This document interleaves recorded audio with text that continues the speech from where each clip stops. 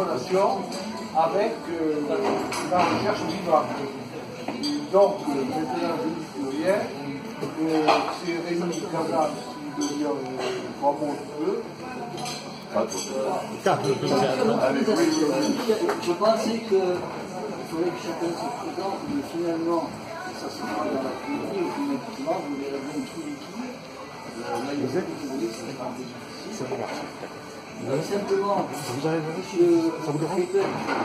écrit aux intervenants que ce n'est pas un colloque où l'intervenant a le droit de parler 20 ou 30 minutes.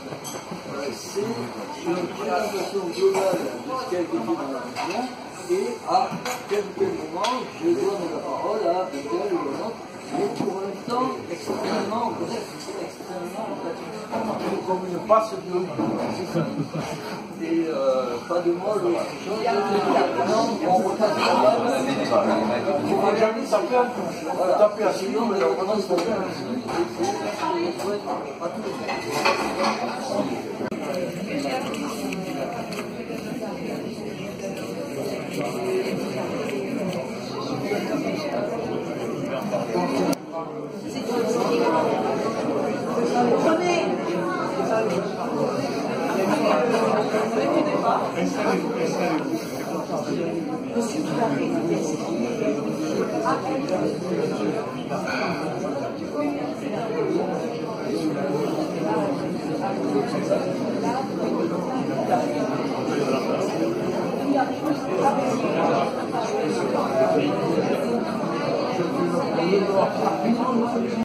Au nom des amis des archives de la Haute-Garonne et des amis de Jean Jaurès à Toulouse, je vous souhaite la bienvenue et on vous remercie d'être venus aussi nombreux assister à cette rencontre débat sur, bien sûr, regard du pays toulousain sur l'histoire de la Grande Guerre, mais mon propos s'arrêtera là. Je laisse la parole à Rémi Pêche, président des Amis de Jean Jaurès à Toulouse. Merci.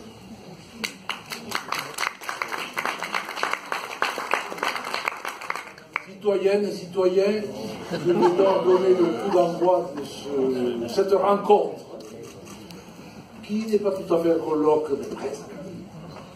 Et j'en suis très heureux, parce que ça marque la vitalité de notre association. Alors, il est d'usage de saluer les personnalités présentes. Il y en a pas mal, un certain nombre. Il est d'usage d'excuser les absents. Il y en a également un contingent assez important. Moi, je voudrais surtout remercier tous ceux qui sont là, tous ceux qui ne sont pas là, qui nous aident. Vous savez que les trois grandes collectivités locales, territoriales, la mairie de Toulouse, pour les chefs, nous sommes ces hôtes aujourd'hui, le conseil départemental, je crois que M. Pignard, conseiller départemental, est présent, et le conseil régional d'Occitanie nous aide. Donc nous sommes, et je crois que c'est aussi un hommage à Jaurès. Alors, certains pourraient dire, mais comment se fait-il que l'armistice de 1918 soit placé comme ça sous l'auspice de Jaurès qui était assassiné? Bon, ensuite il y a eu le procès Vilain en 19 avec l'acquittement de Vilain, ignominie longtemps dénoncée et supportée par beaucoup de gens qui n'ont pas compris. Eh bien, moi, je crois que c'est tout à fait légitime que Jaurès soit présent, parce que non seulement Jaurès avait prévu ce qui allait se passer, non seulement il avait essayé inlassablement de l'empêcher par son action politique, par ses démarches, par le fait qu'il avait essayé d'apaiser le conflit Alsace-Lorraine en imaginant des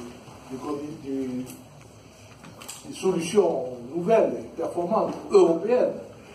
Non seulement il avait dans son livre L'Armée nouvelle tracé la voie à une armée populaire défensive qui a eu finalement, mais dans des conditions tellement dramatiques, tellement sanglantes que ce fut un pompier d'hécatombe extraordinaire qui explique aussi le soulagement extraordinaire du 11 novembre. Bon, alors je vous lis le dernier article, les derniers mots de Jaurès dans la dépêche, le 30 juillet.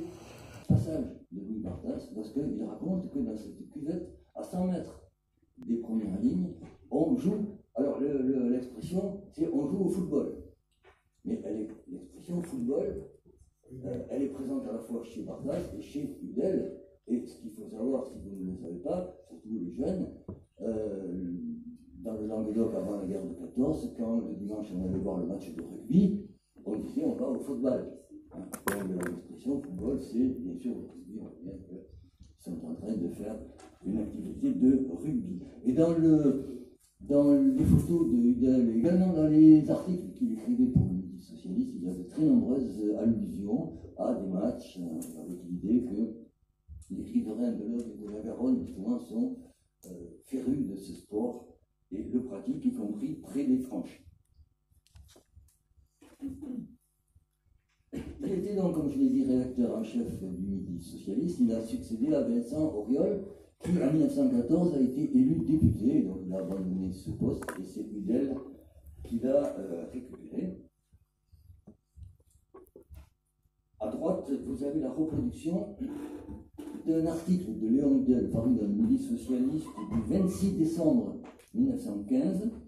Un article en partie censuré, donc si vous allez aux archives départementales, ou moi j'ai vu la collection, je pense que c'est peut-être aussi aux archives municipales, le Midi socialiste.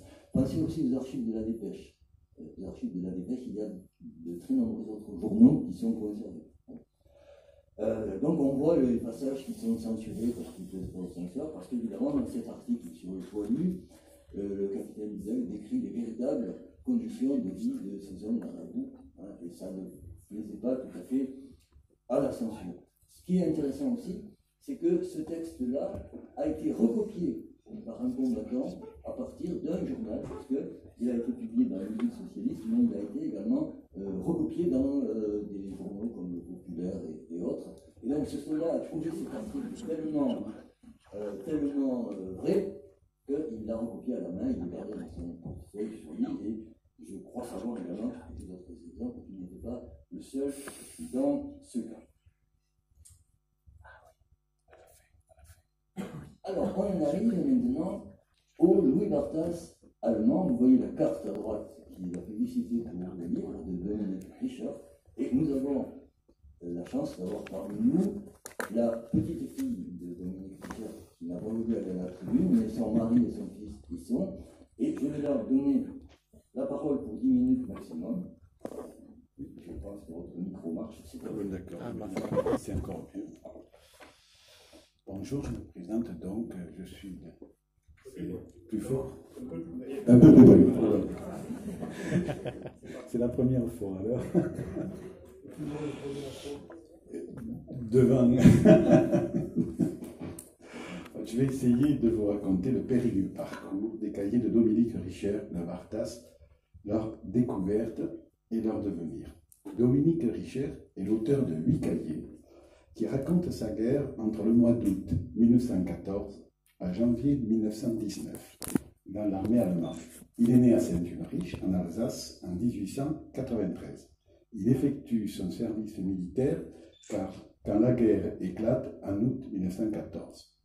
Notre anti-héros a combattu sur les fronts de l'Ouest et de l'Est, Alsace, Lorraine, nord de la France, Notre-Dame de Lorette, Somme. Il repart vers les Carpates, Pologne, front de la Russie du Nord, occupation de la Lituanie et de la Lettonie, retrait sur le front de l'Ouest. Il a pris part à la dernière offensive allemande dans le secteur de Villers-Bretonneux. À la fin de la guerre, il ne reste plus que 5 survivants sur les 280 soldats de sa compagnie. Il écrit ses mémoires sur de simples cahiers d'écolier, de calligraphe. Il raconte l'absurde massacre, la haine à l'encontre des gradés et des responsables de la tuerie. Dominique Richer ne voyait pas d'ennemis, mais des pauvres diables, de malheureux pères de famille qui portent un autre uniforme que lui. Rares sont les mots hachurés ou barrés. Hélas, la Deuxième Guerre mondiale ne l'a pas oublié non plus. En 1942, Dominique Richer refuse que ses 2 fils subissent un sort identique au sien. Il les incite à fuir la Wehrmacht. En représailles, il fut déporté avec son épouse en Allemagne. Ses 2 fils furent décorés de la Croix de guerre pour leur implication dans l'armée d'armistice du Gers et de leur fait de résistance. On n'a aucune information du devenir des cahiers dans cette époque, dans cette période. La première découverte des cahiers a été faite à l'occasion d'un rangement. Ulrich, son fils, les découvre dans une caisse au grenier en 1958. Classique. L'un d'eux avait été grignoté aux 3/4 par les souris. Après beaucoup d'insistance, Ulrich demande à Dominique Richer de réécrire quelques pages. Le cahier 6B complète le 6 grignoté. C'est en 1960 que Dominique Richer confie ses mémoires à Jean-Claude Faffa, jeune docteur en économie, ami de la famille. Ce fut le premier qui reconnut la valeur du manuscrit et qui fut convaincu que l'Odyssée de Dominique devait être lue. Jean-Claude Faffa m'écrit cet email et je cite. Et lorsqu'un jour il m'a sorti ses cahiers, je lui dis, après avoir déchiffré laborieusement leurs petites écritures gothiques, qu'il fallait absolument les publier. Après une année passée à retranscrire ces textes, j'ai contacté de nombreux éditeurs et auteurs allemands. Et finalement, un Schilber, prix Nobel de littérature, transmit le tapuscrit au Centre d'archives militaires de Munich, remis à leur tour aux archives militaires de Fribourg, où, 20 ans plus tard, 2 jeunes étudiants allemands en doctorat les retrouveront et les feront éditer, non sans avoir constaté auparavant la concordance remarquable des citations de date, lieu et nom. En fait, j'avais envoyé le tapuscrit à Henri Schibeux pour qu'il m'aide à trouver un éditeur. Je l'avais choisi parce que j'avais lu et trouvé intéressant son petit livre « Wanderer kommst du Narspa ». Fin de citation. Le manuscrit n'ayant pas trouvé d'éditeur, Dominique Richer est très déçu de cette situation et écrit à Jean-Claude Faffa. Pour moi, la rédaction de ces cahiers a été seulement un passe-temps. D'ailleurs, je n'avais absolument aucun document. Dominique Richer décède en 1977 sans avoir appris que son livre allait être édité. Quelques jours après son enterrement, les cahiers sont jetés dans un sac avec d'autres affaires pour être brûlés. Ils sont retirés du feu de justesse par Marcel, un des fils de Dominique. 10 ans plus tard, les jeunes Berlinois, Bernd Ulrich et Angelika Trafnitz, qui découvrirent en 1987 aux archives de Fribourg le tapuscrit de Jean-Claude Faffa, tombèrent sur une impasse. L'auteur était inconnu. Finalement, ce sont des indications portées dans le manuscrit qui ont permis, comme pour une enquête policière, de retrouver la trace de la famille Richer à Saint-Ulrich. S'ensuit plusieurs éditions. En 1989, le livre sort en Allemagne sous le titre Beste Gelegenheit zum Sterben, les meilleures occasions de mourir, avec des critiques littéraires élogieuses. Die Zeit lui a consacré une page entière. En 1994, il est édité en français sous le titre Les cahiers d'un survivant, traduit par mon beau-frère Marc Fuglin et réédité en 2016. En 2012, il est traduit en anglais par David Carey Sutherland, version papier e-book, l'appelé réticent de l'empereur. Quant au devenir des cahiers originaux, le 19 juillet de cette année, la famille les a remis à la mairie de Dannemarie pour qu'ils soient mis à la disposition du public dans le futur mémorial de la Haute-Alsace. Ce mémorial sera consacré à la période 1871-1918 et sera inauguré en novembre 2019. Une salle entière sera dédiée à Dominique Richer. Les cahiers seront présentés sous une vitrine blindée et climatisée. Jean-Claude Faffa m'écrit à ce sujet. Pensez que les cahiers de Dominique vont maintenant trôner dans un musée derrière une vitrine blindée comme à la Joconde, Dominique n'en reviendrait pas. Fin de citation. Les carnets de Louis Barthas y tiendront également une bonne place.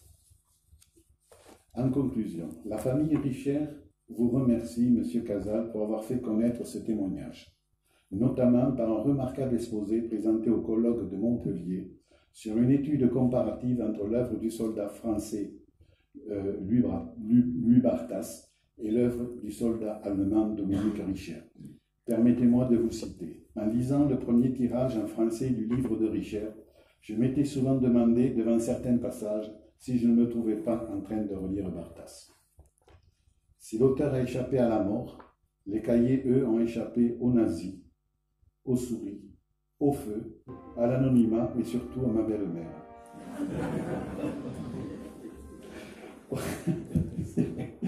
Au décès de mon beau-père, j'ai mis à l'abri les cahiers, car je savais que ma belle-mère voulait se débarrasser du brouillon, puisque le livre avait été édité. Ils sont enfin en sécurité. Je terminerai par une citation de Dominique Richer. Courage, héroïsme, je doutais de leur existence, car dans le feu de l'action, je n'avais vu, inscrit sur chaque visage, que la peur, l'angoisse et le désespoir. Quant au courage, à la vaillance et autres choses du même genre, il n'y en a pas. Ce sont la discipline et la contrainte qui poussent le soldat en avant, vers la mort.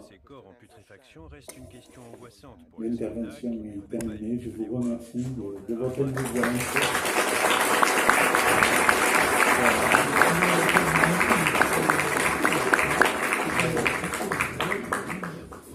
Alors après cette première partie qui avait comme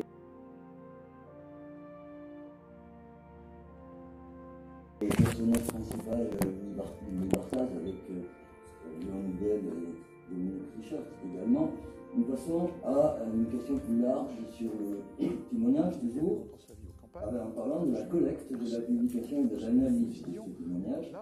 Comme illustration du titre, j'ai pris un des livres de Jean-Martin Cru, l'autre sera cité plus loin dans nos Et bien entendu, quand on parle de collecte, il faut faire allusion à cette fameuse grande collecte organisée notamment par les services d'archives et dont Anne Boulet, qui est des archives départementales de la Haute-Garonne, va nous parler aussi pendant une dizaine de minutes. Les troupes ottomanes entreprennent d'éliminer la population arménienne. C'est bon. Bonjour. Merci de m'avoir convié pour parler de la grande collecte sur les archives de la Première Guerre mondiale. Alors je crois que c'est quand même c'était la première fois qu'on lançait ainsi au niveau national un appel aux particuliers pour qu'ils viennent partager leur mémoire familiale auprès d'un très très large public. Et on a pu constater que cette mémoire est restée extrêmement vive au sein des familles au fil de 4 ou 5 générations. Alors pour être tout à fait franche, les archives de la Haute-Garonne n'étaient pas officiellement partenaires de cette opération de grande collecte, pour des raisons que je ne connais pas puisque je n'étais pas là à ce moment, mais elles ont été contactées spontanément par des particuliers qui avaient entendu parler de cette grande collecte et qui finalement s'adressaient au service le plus proche. Il nous faut aussi remercier une association en particulier, qui n'est pas, je suis désolée, celle des Amis des Archives de la Haute-Garonne, mais qui est plutôt l'association Histoire et Tradition Camerounaise, qui avait, là on est vraiment dans le micro local, qui avait sollicité des particuliers pour une exposition en 2014 et qui les avait incités qui a joué les intermédiaires pour que ces particuliers ensuite nous prêtent les documents afin que nous les numérissions. Alors, il faut tout de même, je tiens à préciser qu'avant 2014, avant le centenaire, unités d'un front à l'autre,